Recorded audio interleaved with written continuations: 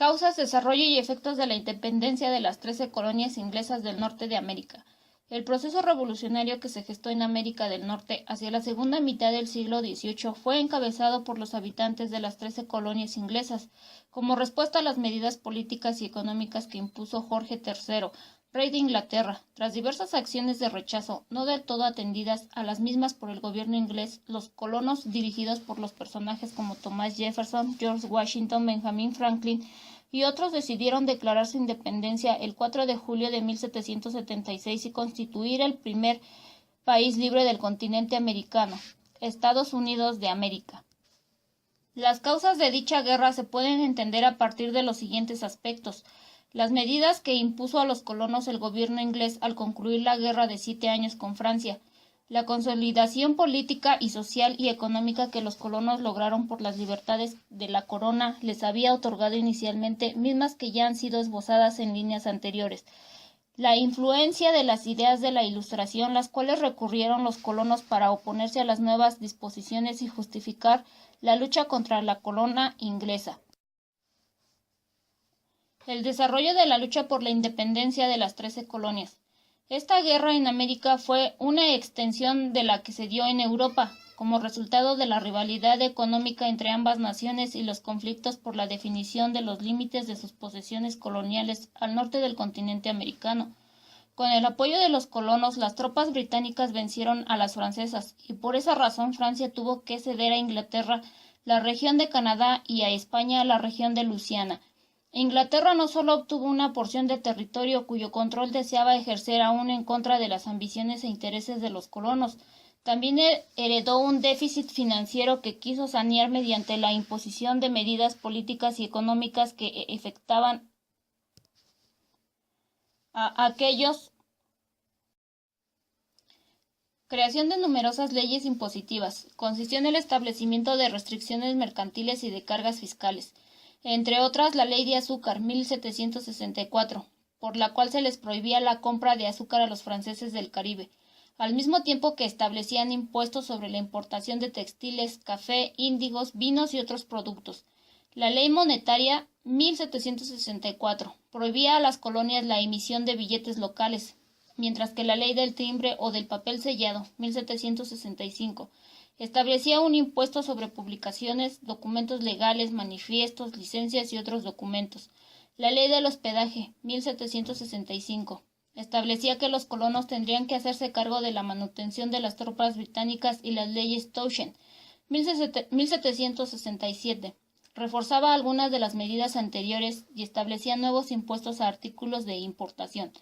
Los colonos trataron de que las nuevas medidas no se aplicaran, alegando que el Parlamento inglés carecía de autoridad para legislar sobre ellos, puesto que no tenían representación política en él y contaban con sus propias instituciones representativas. Sucesivamente solicitaron al Parlamento la derogación de esas medidas, organizaron boicots y embargos comerciales, formaron sociedades secretas, asociaciones locales y comités intercoloniales, entre otras acciones que fueron expresión concreta de los sentimientos de agravio, oposición e inconformidad ante la nueva situación. Escritores, políticos, publicistas y abogados hicieron su labor al apelar a las ideas de la Ilustración para defender sus demandas. Benjamin Franklin, Thomas Jefferson, Thomas Paine, George Washington son algunos de ellos. Así transcurrió el periodo entre 1763 y 1770, cuando se suscitó el hecho conocido en la historia de Estados Unidos de América como la masacre de Boston. Un grupo de trabajadores había protestado ante el local aduanal de Boston, resguardado por tropas inglesas, ocasionando una confusión que terminó con la muerte de 5 personas. La importancia del hecho estriba en que despertó sentimientos de unidad entre los colonos que no veían atendidas sus peticiones al Parlamento. De 1770 a 1773 prevaleció una tensa calma que definitivamente se rompió cuando los colonos arrojaron al mar una carga de té, el incidente llamado la Fiesta del Té de Boston, 1773, como un acto más protesta, aunque como respuesta la corona impuso a un gobernador y dispuso que el puerto permaneciera cerrado mientras se pagase una indemnización por los daños ocasionados. Los ánimos de los colonos se radicalizaron, por lo que ellos consideraron a las leyes como intolerables y se reflejaron en la organización más intensa de la resistencia, así como en la reunión sucesiva de los Congresos de Filadelfia, con representación de todas las colonias excepto Georgia. Acciones de dichos congresos sobresalen. 1774. Estableció una Declaración de Derechos, antecedente de la que más tarde proclamó el Grupo Revolucionario Francés en 1789. A partir de ella se solicitó la derogación de las medidas impuestas y se procedió al embargo contra el comercio inglés. La respuesta de la corona no fue satisfactoria. Suspendió los impuestos, pero reforzó la vigilancia militar e impuso un gobernador en Massachusetts. 1775. Intentó la reconciliación con la corona, que al no acceder motivó a que las colonias declararan la resistencia armada. El primer enfrentamiento bélico había estallado ya un poco antes en Lexington.